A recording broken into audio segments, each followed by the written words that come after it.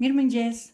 Sot në matematik, të dashur nxënës, do të punojmë ushtrime mbi këmbimin e njësive të kohës. Dhe konkretisht do të fillojmë me ushtrimin 3. Sepse ushtrimin e parë të dytë ju i keni punuar. Kërkesa, sa sekonda kanë kaluar deri tani nga fillimi i këtij viti? Atëherë, si do të veprojmë? Sot është data 14/4/2020. Fillimi i këtij viti 01/1/2020. Si do të veprojmë? Në fillim do të gjejmë sa muaj kanë kaluar. Kanë kaluar 3 muaj.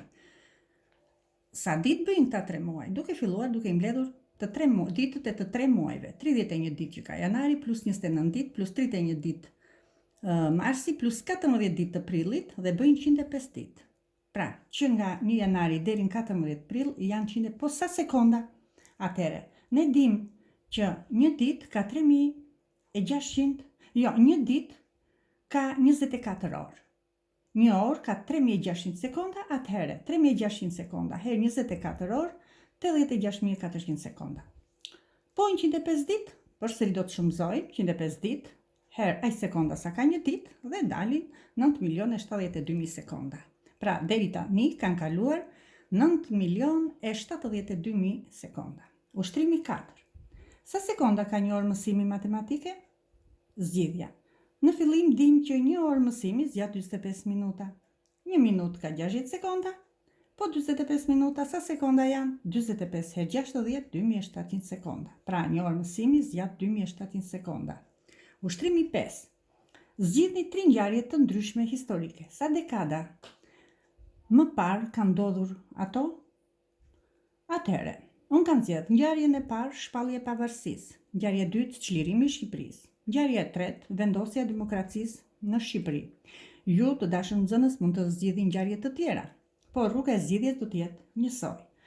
Për ngjarjen e parë, ka ndodhur në 28/11/1912. Deri tani kanë kaluar 107 vjet. Dim që një dekadë ka 10 vjet. Po 107 vjet sa dekada kanë? I pjestojmë nga 10 vjet që ka një dekadë dhe dalin 10 dekada e 7 vjet. Pra kanë kaluar 10 dekada, po t'i rrumbullakosim 11 afërsisht dekada. Për ngjarjen e dytë, ka ndodhur çlirimi i Shqipërisë, pra në 29/11/1944. Kanë kaluar deri tani 75 vjet. Pra 75 pjesëtim për 10 vjet që ka një dekadë, 7 dekada e 5 vjet. Për ngjarjen e tretë, ka ndodhur në 1991, kanë kaluar 29 vjet. Pra 29 pjesëtim për 10 barës me 2 dekada e 9 vjet, afërsisht 3 dekada. Ushtrimet e tjera nga 5 deri në 10 janë të ngjashme. Kam vendosur të demonstroj dhe ushtrimin 10 dhe ushtrimin 11.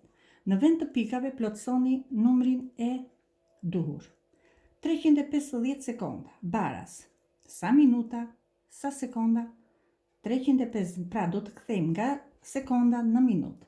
Nga njësia me vogël në njësinë më të madhe. Do të pjestojmë me njësinë, pra dim që 1 minutë ka 60 sekonda. 360 pjestim për 60, 5 minuta dhe 50 sekonda. 8575 minuta. Sa orë, sa minuta. Kthejmë nga njësia më e vogël në të madhe. Përsëri dhe këtu do të pjestojmë, po me sa? Duke ditur që 1 orë ka 60 minuta, pjestojmë me 60 dhe del 142 orë e 35 minuta. 450 orë do t'i kthejmë në ditë dhe në orë. Përsëri, 450 orë, një ditë ne e dim që ka 24 orë, duke pjesëtuar me 24 bëhen 18 ditë e 18 orë. Ushtrimi 11. Tregoni në cilin rast ka kaluar më shumë kohë.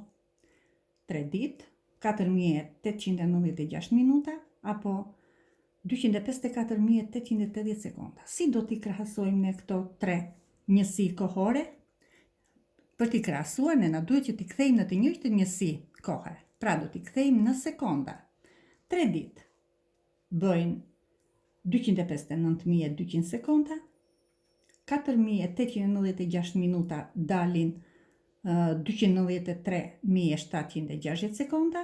Pra unë kam vepruar duke kthyer në njësinë matse sipas njësisë së matse të tyre. I kam kthyer në sekonda, ditët në sekonda, minutat në sekonda dhe e treta është në sekonda. Krahasojmë cila është më e madhe nga këto, i bie që në rastin e dytë ka kaluar më shumë kohë. Kështu do të veproni me ushtrimet e tjera. Pres detyrat tuaja që i keni që nga faqja një sekond 153 deri në 154. Mirupafshim.